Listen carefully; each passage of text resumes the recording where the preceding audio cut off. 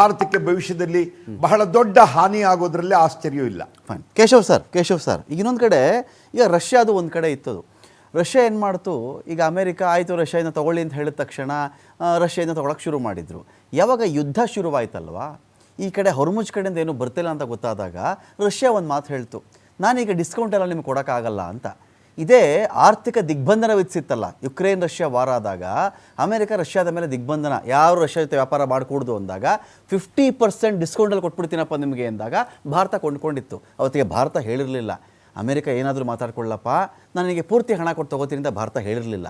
ಡಿಸ್ಕೌಂಟನ್ನು ಭಾರತ ಅವತ್ತು ಹೇಗೆ ಎನ್ಕ್ಯಾಶ್ ಮಾಡ್ಕೊಂಡಿತ್ತೋ, ಇವತ್ತು ರಷ್ಯಾ ಭಾರತ ನಿನಗೆ ಕಷ್ಟ ಇದೆ, ನಾನು ಅವತ್ತು ನಷ್ಟದಲ್ಲಿ ನಾನು ನಿನಗೆ ಕೊಟ್ಟಿದ್ದೆ, ಆ ಲಾಭ ನಾನು ಸರಿದೂಗಿಸ್ಕೊಳ್ತೀನಿ ಅಂತ ಕೂಡ ರಷ್ಯಾ ಇವತ್ತು ಡೀಲ್ ಮಾಡ್ತಿರಬಹುದು. ಇದೊಂದು ಭಾಗ. ಇದರಾಚೆಗೆ ಸರ್ ಇಡೀ ಏಷ್ಯನ್ ಕಂಟ್ರೀಸ್ಗೆ ಇನ್ಕ್ಲೂಡಿಂಗ್ ಚೈನಾ, ಇಂಡಿಯಾ, ಇದೇನು ನಾವೆಲ್ಲ ಮಾತಾಡ್ತಾ ಇದ್ದೀವಲ್ವಾ, ಒಂದು ದೊಡ್ಡ ಅವಕಾಶ ಇದೆಯಾ ಈ ಟ್ರಂಪ್ ಹುಚ್ಚಾಟಗಳಿಗೆ ಸರಿಯಾದಂಥ ಒಂದು ಉತ್ತರ ಕೊಡಲಿಕ್ಕೆ? ರಷ್ಯನ್ ಬೇಕಾದ್ರೂ ಸೇರಿಸ್ಕೊಳ್ಳಿ, ಇದರಲ್ಲಿ ಸರಿಯಾದ ಉತ್ತರ ಕೊಟ್ಟುಬಿಟ್ಟು ಈ ಡಾಲರ್ನ ಪುನರ್ ಪ್ರತಿಷ್ಠಾಪನೆ, ಡಾಲರ್ಗೆ ಕಳ್ಕೊಂಡಿರ್ತಕ್ಕಂಥ ಗತವೈಭವ ನಾನು ಮತ್ತೆ ಮರಳಿ ತರ್ತೀನಿ, ಅಮೆರಿಕಕ್ಕೆ ಇನ್ನೇನೋ ಶಕ್ತಿ ಮಿಸ್ ಆಗಿಬಿಟ್ಟಿತ್ತು ನಾನು ಮತ್ತೆ ತರ್ತೀನಿ ಅಂತ ಹೆದರಿಸಿ ಆ ರಷ್ಯಾ ಒಬ್ಬ ಅಧ್ಯಕ್ಷರನ್ನ ಕಿಡ್ನ್ಯಾಪು ಮಾಡಿಸಿ ಈ ತಂತ್ರ ಏನಿತ್ತಲ್ಲ, ಒಂದು ಪೆಟ್ಟು ಕೊಡ್ತಕ್ಕಂಥ ಅವಕಾಶ ಮಿಸ್ ಆಗ್ತಿದೆ ನಮಗೆ ಅಂತ ನನ್ಗೇನು ಆ ಥರ ಅನ್ಸಲ್ಲ. ಇದು ಏನಾಗಿದೆ ಅಂದ್ರೆ, ಒಂದು ಇಷ್ಟು ದಿನ ಈಗೇನು ಯುಕ್ರೇನ್ಗೆ ಇಂಡೈರೆಕ್ಟ್ ಆಗಿ ಮತ್ತೆ ಡೈರೆಕ್ಟ್ ಆಗೂ ಸಪೋರ್ಟ್ ಮಾಡ್ತಾ ಇತ್ತು US. ಅದನ್ನ ಈಗ ಚೈನಾ ಮತ್ತೆ ನಾರ್ತ್ ಕೊರಿಯಾನ ಯೂಸ್ ಮಾಡ್ಕೊಂಡು ಮತ್ತೆ ರಷ್ಯಾ ಯೂಸ್ ಮಾಡ್ಕೊಂಡು ಈಗ ಸಬ್ಮೆರಿನ್ ತನ್ನು ಹೊಡೆಯುವಂತ ವಾಟರ್ ಮಿಸೈಲ್ಸ್ ನ ಯೂಸ್ ಮಾಡಿ ಹೊಡಿತಾ ಇದ್ದಾರೆ. ಅದೆಲ್ಲ ಗೊತ್ತಾಗ್ತಾ ಇದೆ ಸ್ಪಷ್ಟವಾಗಿ. ಅಂದ್ರೆ ಇವ್ರು ಅದನ್ನ ರಿವೆಂಜ್ ತಗೋತಾ ಇದ್ದಾರೆ. ಇನ್ನೊಂದ್ ಕಡೆ ಎಲ್ಲೋ ಒಂದ್ ಕಡೆ ಆ ಒಂದು ಶಿಯಾ ಸುನ್ನಿ ಫ್ಯಾಕ್ಟರ್ ವರ್ಕ್ ಆಗ್ತಾ ಇದೆ ಇಲ್ಲಿ. ಆ ಶಿಯಾ ಡಾಮಿನೆನ್ಸ್, ಅದು ಒಳಗಡೆ ಆ ಸಿಟ್ಟೇನಿದೆ, ಯಾವುದೇ ಕಾರಣಕ್ಕೆ ನಾವು ಅವ್ರ ಜೊತೆ ಸೇರಲ್ಲ, ಈ ತರದ್ದು ಒಂದು ಒಳಗಡೆ ಇರುತ್ತಿದೋ, ಇದು ನಾವು ಮೇಲ್ನೋಟಕ್ಕೆ ಅಂದುಕೊಳ್ಳುವಷ್ಟು ಸುಲಭವಾಗಿ ನಮಗೆ ನಿಜವಾಗ್ಲೂ ಏನ್ ನಡೀತಾ ಇದೆ ಅಂತ ಅಷ್ಟು ಅರ್ಥ ಆಗೋದಿಲ್ಲ. ಸೊ ಇವೆಲ್ಲವೂ ಕಾರಣದಿಂದ ಈಗಾಗಲೇ ಒಂದು ಚರ್ಚೆ ಆಗ್ತಾ ಇದೆ. ಚೈನಾ ಇದೆಲ್ಲ ಮಾಡ್ತಿರೋದು ರೀಸನ್ಸ್ ಏನು ಅಂತಂದ್ರೆ, ಬಂದು ತೈವಾನ್ ಅಟ್ಯಾಕ್ ಮಾಡಕ್ಕೆ ಈಗ ಸೂಟಬಲ್ ಟೈಮ್ ಬಂದ್ ಅನ್ನುವಂತ ಚರ್ಚೆಗಳು ಕೂಡ ಅಂತಾರಾಷ್ಟ್ರೀಯ ಮಟ್ಟದಲ್ಲಿ ನಡೀತಾ ಇದೆ. ಸೊ ಇವೆಲ್ಲವನ್ನ ನೀವು ಗಮನಿಸಿದ್ರೆ ಭಾರತದ ರೋಲ್ ಏನ್ ಇರ್ಬೇಕಾಗಿತ್ತು ಇಂಥ ಸನ್ನಿವೇಶದಲ್ಲಿ ನೀವೇ ಯೋಚನೆ ಮಾಡಿ. ಇಲ್ಲಿ ನಮ್ಗೆ ಕೇವಲ 141 ಕೋಟಿ ಭಾರತೀಯರು ಮಾತ್ರ ಇಂಪಾರ್ಟೆಂಟ್ ಆಗ್ಬೇಕು. ಮತ್ತೆ ಅಲ್ಲಿ ಏನೋ ಗಲ್ಫ್ ರಾಷ್ಟ್ರಗಳಲ್ಲಿ ನಮ್ಮ ಭಾರತೀಯರು ಇದ್ದಾರೆ, ಹತ್ತತ್ರ 90 ಲಕ್ಷ ಜನ ಭಾರತೀಯರು ಅಲ್ಲಿದ್ದಾರೆ.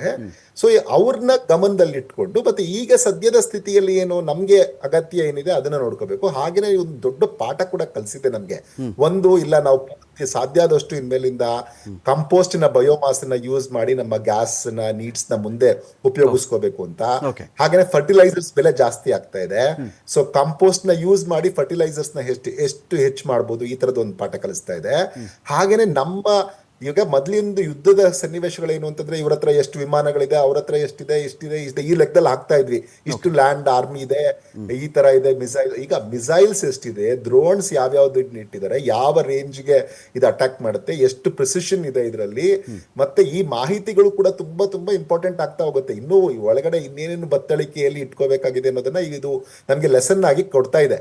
ಸೊ ಹಾಗೇನೆ ಮೊದಲು ನೋಡಿ, ನೀವು ಒಂದು ಕಾಲದಲ್ಲಿ ಭಾರತದ ಕೂಡ ಒಂದು ಪ್ರತಿ ಹಳ್ಳಿಯನ್ನ ನಾವು ವಿಲೇಜ್ ರಿಪಬ್ಲಿಕ್ಸ್ ಅಂತ ಕರಿತಾ ಇದ್ದು ಕಾಲ ಒಂದಿತ್ತು. ಬ್ರಿಟಿಷರು ಬರಕ್ ಮುಂಚೆ ಪ್ರತಿ ಹಳ್ಳಿಯಲ್ಲಿ ಅದಕ್ಕೆ ಬೇಕಾದದ್ದನ್ನೆಲ್ಲವನ್ನ ನೋಡ್ಕೊಳ್ಳುವಂತ ಸ್ಥಿತಿ ಇತ್ತು.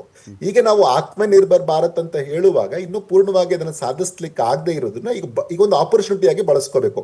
ಪ್ರಮುಖವಾಗಿ ಯಾವ್ಯಾವ್ದ್ರಲ್ಲಿ ನಮ್ದು ಓವರ್ ಡಿಪೆಂಡೆನ್ಸಿ ಇದೀವಿ ಅದನ್ನ ಹೆಂಗೆ ಕಡಿಮೆ ಮಾಡ್ಕೊಳ್ತಾ ಹೋಗ್ಬೇಕು ನಾವು.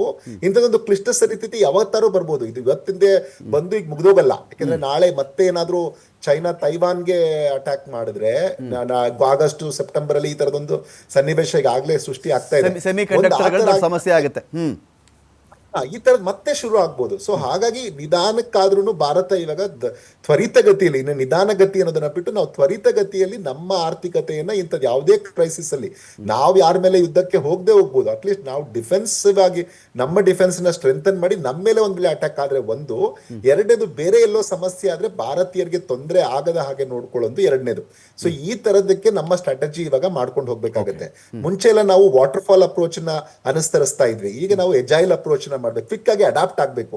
ಏನೋ ಒಂದು ಸನ್ನಿವೇಶ ಬಂತು ಅಂದ್ರೆ ಇಲ್ಲ ನಾವು ಕ್ವಿಕ್ ಆಗಿ ಅದಕ್ಕೆ ಅಡಾಪ್ಟ್ ಆಗ್ತೀವಿ, ಇದರದೊಂದು ಅಜೈಲ್ ಅಪ್ರೋಚ್ ನ ನಾವೀಗ ಆರಂಭ ಮಾಡ್ಬೇಕು. ಆರಂಭ ಮಾಡಿದರೆ ಅದನ್ನ ಇನ್ನಷ್ಟು ತ್ವರಿತಗತಿಯಲ್ಲಿ ಮಾಡಿ, ಇಂಥದ್ದು ಏನೇ ಕ್ರೈಸಿಸ್ ಆದ್ರೆ ಇಲ್ಲ ತಗೊಳ್ಳಿ ಇದನ್ನ ಇಮಿಡಿಯೇಟ್ ಆಗಿ ಈ ತರ ಸಾರ್ಟ್ ಔಟ್ ಮಾಡ್ಬೇಕು.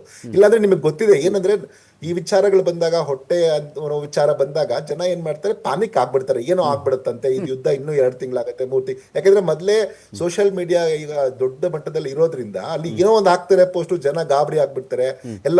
ಆ ತರದ್ದು ಒಂದು ಸನ್ನಿವೇಶ ನಿರ್ಮಾಣನೇ ಆಗದ ರೀತಿಯಲ್ಲಿ ನೋಡ್ಕೊಳ್ಳುವಂತ ಸ್ಥಿತಿಗೆ ಭಾರತ ಈಗ ಹೋಗ್ಬೇಕಾಗಿದೆ. ಅದು ನನ್ನ ಪ್ರಕಾರ ದೊಡ್ಡ ಲೆಸನ್ ನಾವ್ ಇವಾಗ ಕಲಿತಿರೋದು.